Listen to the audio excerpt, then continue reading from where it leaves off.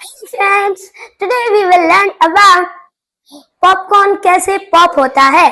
तो कॉर्न्स के दो टाइप होते हैं तो पहला कॉर्न अलग होता है, दूसरा भी अलग होता है।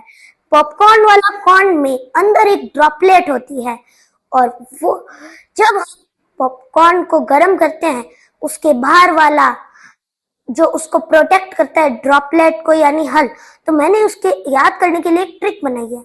ड्रॉपलेट को प्रोटेक्ट करने वाला कौन है? हल। और हल ड्रॉपलेट को प्रोटेक्ट करने का हल है। ये मेरी ट्रिक है। तो जब हम उसे गर्म करते हैं तो अंदर मतलब ब्लास्ट हो जाता है पानी। हाँ, फिर वो बाहर निकलने की बहुत ट्राई करता है लेकिन कर नहीं पाता। एकदम से वो पूरा फट जाता है और फटते ही वो पॉपकॉर्न में टर्न हो जाता है। तो thank you friends, bye bye, care, like, share and subscribe.